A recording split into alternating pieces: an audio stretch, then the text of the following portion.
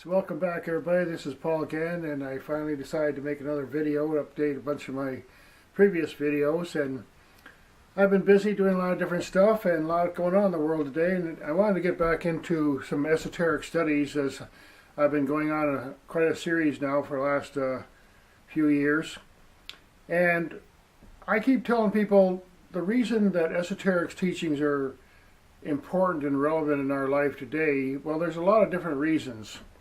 One reason is that these teachings go back a very, very, very long time, and the reason they can do that is because they were based on direct perception and people's experiences and so on, and they embody as above, so below. They embody geometry and principles and things that don't change. So these teachings that the esoteric students have passed down for a very, very long time are really basically a kind of science.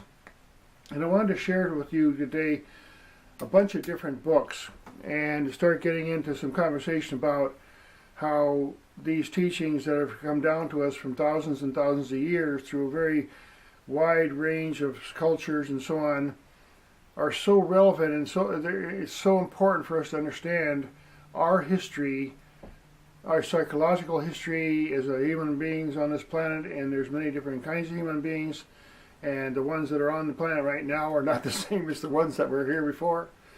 So there's a lot going on, and we can benefit from some of these old teachings. So let me get back into it here a little bit. Now, one book I recommended before called the Treatise of Cosmic Fire. I read this book a long time ago. It's something like 1,300 pages. And it gets into some really, really heavy-duty detail about the cosmology. This whole life that we have is all about our perception. Each of us has a responsibility to sharpen our perception and try to make the most of our own awareness so that we can understand things, because we need that clarity. We need clarity and understanding so we can understand and get the maximum benefit of this beautiful human body, which is the height of technology. It's got extraordinary features that great teachers have told us for thousands and thousands of years, simple techniques to help us understand our own awareness so that we answer our own questions instead of trying to argue with each other about a lot of things. It's like if there's clarity, for example, if there's no light in a room and people are running around stumbling and they're arguing about, well, what's this? Is this a couch or a table or what? But if you just turn on the light, there's no argument, because everybody knows, oh, I can see the relevance, I can see everything in perspective, and I have the clarity.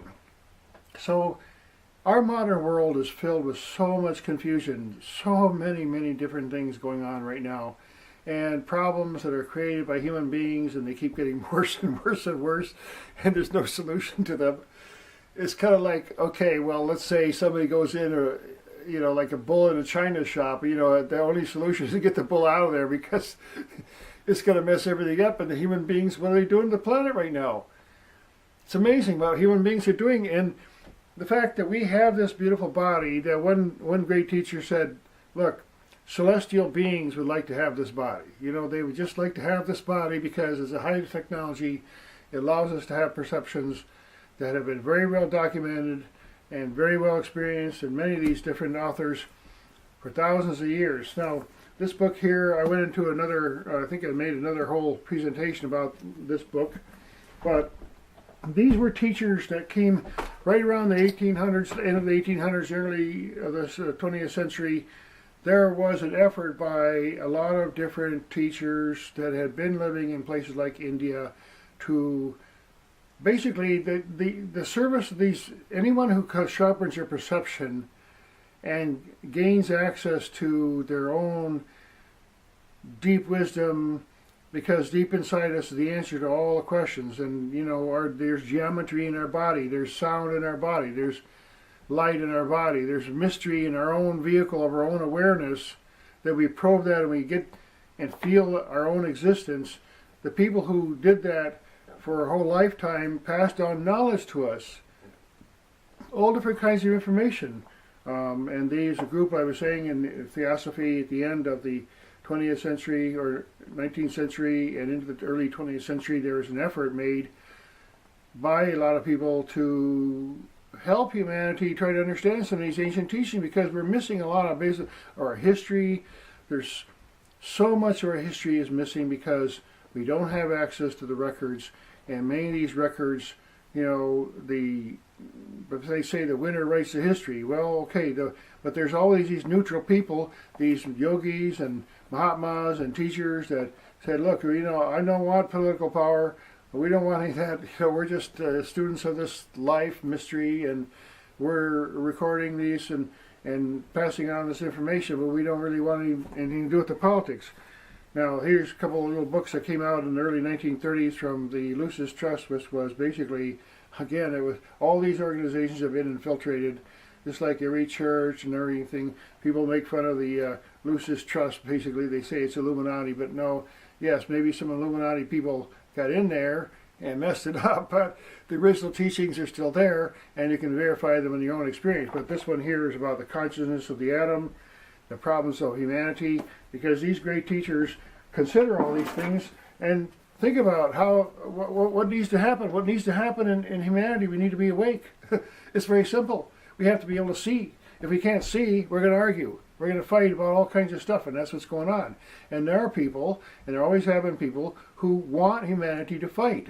They want the division because it allows them to exercise their political power or their monetary power, whatever the different greeds that they have and desires. But, you know, ultimately, that's not the purpose of our life, because you can make a whole empire and then you lose it. You're going to lose your whole life someday. So the real wisdom is knowing who we are as a human being and know what our soul is. There's awareness.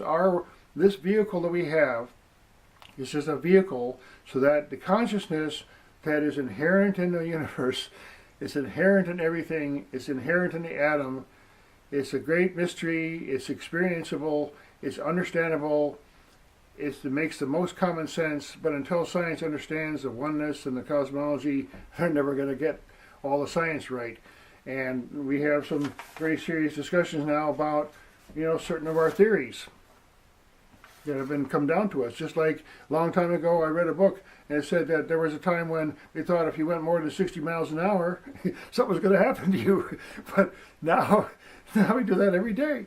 So it's just a concept. We have different understandings of science, and these great mystics, God, you know, there's a wisdom inside. One thing you have to understand is we have our five senses, we have other kinds of perception, we have feelings, we have intuition, we have the source of our awareness is embedded in every single cell that we have, and our whole unit, there's a functional unit of consciousness here that has a whole lot of aspects to it that we're not really told about in our junior school and so on, and it has to do with the microcosm and the macrocosm, that they say that the human being is the crown of creation, that, you know, that the deity or whatever you call it, the infinite consciousness that pervades and inhabits the whole, every atom or whatever, that infinite thing that we can't really talk about, that awareness has provided all kinds of vehicles. All we got to do is look around the planet. There's an amazing amount of all kinds of beings.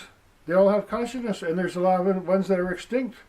And so the thing is that this particular human body, we can communicate in a way, and we can share ideas, and we can store our ideas and pass them down, and we can teach them to our progeny, so that that clarity goes on for thousands and thousands of years. And that's why the esoteric teachings are valuable today, because they help make some clarity about our history, where the religions came from, all that kind of stuff. So I'll go through them quickly here. Sacred geometry. Very, very, very important. You can't argue with geometry. It's inherent in every atom and nature and everything. That's one of the laws of the universe. You can argue about religion, you can argue about all kinds of other stuff, but you can't argue about math and geometry. It's the same for everybody. And actually, all the great religions of the world and mystics have used geometry in architecture and design deliberately to use imagery, to visualize and to make sounds, to awaken our awareness. The whole purpose of any kind of religion, ultimately, if it doesn't awaken our awareness and make us grow and increase our perception, then it's not doing anything for us. It's just a theory. 4 subjects of the ancient world. Once considered, you didn't have an education if you didn't understand this stuff. The cosmology, number, geometry, and music. Music, the sound makes the universe. The cymatics, the vibrations, it's all about frequencies, light. It's an infinite scale of frequencies, and they can combine in infinite ways, and ultimately that is the information basis of this universe that is in our DNA and in our cells and everything. Again, another really powerful thing, this guy analyzed the Hebrew alphabet, which was designed as a communication device to communicate science and esoteric principles, as well as words, and even the design of the letters and everything. Same way with Sanskrit. Sanskrit was a language that was designed to communicate a whole lot of different layers of understanding in the way that the script is written, the way it was spoken, and tones and everything. So this was a beautiful book, and the guy's name is Stan Tenen, and fantastic analysis of the Hebrew letters and the numbers associated with them. Again, esoteric knowledge that comes back from a long ways. Now here's symbols. The book of symbols. Symbols are universal communication. You can't argue, but they go into our subconscious mind. They're archetypes and things that, you know, for centuries and thousands of years, the human being has been impressed and implanted with different perceptions. And when we say, hey, a bird, well, there's a bird, there's a whole lot of things associated with a bird. And for example, you look up in this book, and it'll tell you all the different imagery that's been associated with birds and teachings and mythologies. And this is just a fragment, it's just a touch. There's thousands of symbols in here. And for example, the egg. The egg is an incredible ancient system. It's the Hindus say the whole universe is an egg. It's just the whole, as above, so below. There's some principles of nature that go far, far beyond religion. They just are there in our anatomy and in our body, and it's up to us to understand it so that we have that clarity. I'll run through a few more quickly here. You know, everybody heard about Leonardo da Vinci, fantastic stuff. This was a student of the mystics. All these ancient people in the 1500s were people like Newton and the rest of them. A lot of them, they studied esoteric subjects. They were very fascinated by ancient history and mythology and symbolism and sound and music. That's why they're so great. We still remember them today, hundreds of years later, because they had some understanding of this. This book here, Helena Blavatsky, our history, the details of our history. We get, like, the Bible is nothing. The Bible is a really short book. There's a lot of other things. There's tremendous amount of information that has been collected for us and passed down in many different ways through legends and numbers and symbols and stories and particular literary devices of analogy and so on. And this is one book. She was a scholar. She traveled around the world. She met a lot of very knowledgeable seers and yogis and so on, and collected. She knew several languages, and she really investigated some of the ancient history that we're not told about in our normal teachings in our school. This book here, you look this one up later, Colburn Bible, basically a Bible. There's records of, there's like 11 or I think 9 or 11 different chapters in here, and it's a compilation of some ancient teachings that were around through the Hebrew and Egyptian times, is where it's the Celts, and there's a very more of the story of Jesus as somebody who went and visited them, and there's a whole bunch of information here that's not in the normal Bible. And if you have any doubts about, well, you shouldn't read anything besides the Bible, yeah, they would like it that way because they don't want you to know. But there's a lot more information related to even, you know, Moses and Jesus and that area of the world and the whole Egyptian thing that happened there. There's a whole lot of information that we're missing in our oral history books that's coming out now more and more. And I want to talk again a little more about the fact that when we can understand this, it's all about getting perspective. Right now we can't afford to argue and discuss and fight about a lot of different things. We need to have a sense of unity among people on this earth, because we're all just human beings. We all have this body. We all have this incredible body. It doesn't matter what color it is. Doesn't matter what shape it is. We can breathe. We can become conscious. And in that consciousness, there's a liberation. And there are people in the world, there have been long history of different kinds of dark people, evil people, nasty people. They're always going to be around. But there's also a tremendous number of really great sages and enlightened people. And my personal belief is that right now there's so many people on the planet, there's got to be hundreds of millions of really incredible enlightened people on this planet right now, because we desperately need it. Now, according to ancient tradition, everything is cyclical, and there's cycles, smaller cycles and larger cycles, and everybody's heard about precession and the 25,000 year cycle, and half of that is about 12,000 years, where the ancient astronomy, modern astronomy originally came out of the people who used to study astrology. And Isaac Newton and all those early astronomers were astrologers. They studied these esoteric stuff, and then they watched the stars, and then they started developing more math associated with it and so on. And then now all the theories about it. But there's still a lot of, we don't know what the cosmos are. I mean, what's 500 years of science in this universe, in this solar system? It's nothing.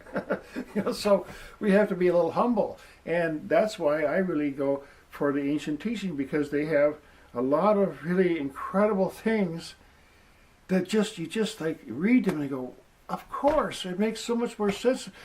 There's a missing part of our history. There's other civilizations have been here. There's been why have they been watching the stars for thousands of years? Because there's reasons. Because there's astronomical events that happened. It's not just a hobby that they did it. They designed their whole culture on watching where the earth was, where the sun was, what was going on in the moon and everything, because they understood that all these things, the planet isn't just a rock, it's just a whole energy system. I mean, look at Jupiter. The planet Jupiter is just absolutely astoundingly huge. I mean, it's not just a ball of gas. It's got something going on there. There's power there, electricity, momentum, and all that stuff. And the ancient people developed their keen senses, their inner senses of sensitivity to,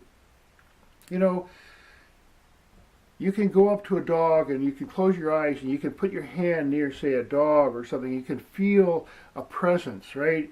And you go out and you sit in the lawn and you lay down the grass and you can just feel this energy around you. This is the prana. There's a type of energy that carries the life force into the physical world, in our breath. You see, and we can train ourselves to sensitize ourselves to more perception than just what we're normally associated with our eyes and ears and so on, because you can perceive without eyes, you can perceive without ears. There's some collective perception organ here called the human being, and it's comprised of a whole lot of different kinds of energy and systems. And when we sit quietly and we let all that come together, just like a candle flame, if you just put a shelter around it, it becomes a very, very steady, smooth unit. And it radiates light, energy. Our being, when we come to rest inside, there's a place, people call it Samadhi, there's a place of deep rest that's very conscious. And we go in and we experience a frictionless place of awareness, where there's no judgment, no division, and in that state, the understanding pours in. And all we have to do is be quiet. We're built for understanding. Human beings, when we're little, we're just so awake and they just like perceiving everything. And you watch some animals, even like a cat. I mean, they know what's going on. They got the ears tuned and they got the eyes tuned. They smell and stuff. They're conscious. And if we, as human beings, have this huge possibility of consciousness, then we should take maximum advantage of it by using techniques that are taught to us and learn from ancient teachings. Say, a good student say, man, I can't wait to learn that new subject over here. I can't wait to read that new book. We should be like that. When we're little children, we get curious about everything. Even little baby animals are curious about everything. When we get up to be a little older, we're not even curious anymore. A lot of people. So I keep encouraging people, look, it's important that we understand who we are as beings. Then we can start understanding each other. We can understand where we're coming from, because we're just here on this planet here. We're not here to destroy. So what are we going to do? Conquer? I mean, if, let's say, there's been plenty of emperors that came along and they conquered a bunch of stuff and then they died. Goodbye. Where's their empire now? What's the point? But people who captured the inner experience and expanded their perception, they kept it. They kept it their whole life. Their entire life was full of enrichment and growth, no conflict. And if we're all going to live together on this planet as human beings, we better not have so much conflict. We better have some understanding in our own existence, and that's our responsibility. And I keep telling people, look, there's so many subjects called esoteric. They're called them occult. They're not studied very much because people aren't curious. But there's a tremendous amount of amazing information available about our awareness as our psyche, as human beings, what we're capable of, our history, and it's a fascinating thing. I mean, we all come from one source. If you look at, like, people argue about races or countries, I mean, it's on one level we all know it's insane. It's ridiculous. We're all just here on this planet. What are we going to do? Like, carve out our territory and then die? Like, yeah, I fought my hard. I got my little domain here and that's it. I'm goodbye, you know. What's the point? That's why these ancient teachings are very important, because it helps us get some understanding of what's going on here so we don't argue. And there are people who just have, the people who are politicians, the greedy people of the world, the nasty people of the world, they have no connection with their joy. They don't feel any real true bliss. They're not expanding their awareness, and their idea of expansion is just getting more gold or more land. That's it, or more power. And gold and slavery has been the history of this planet, pretty much, if you look at it. And everybody's enslaving each other and trying to get the gold. But, you know, the subject of gold, I mean, brings up an interesting subject about alchemy. Gold represents something. In the old days, it was considered, it wasn't necessarily valuable because you can make a nice ring out of it, or it looked pretty. It has a chemical substance. It's an incredible conductive property. They wanted to have their temples and all the electrical energy. They covered their things with pure gold, and, you know, imagine what that electrical field is like there with gold up there. I mean, shining on the sun day and night. And then they can make, you know, the way that architecture could be made with some of this knowledge is that a building like a temple can actually be a power radiant. If it's constructed right with the right shape and the right materials, it can just be just some kind of like the pyramid, just radiated some tremendous power when it was in full operation.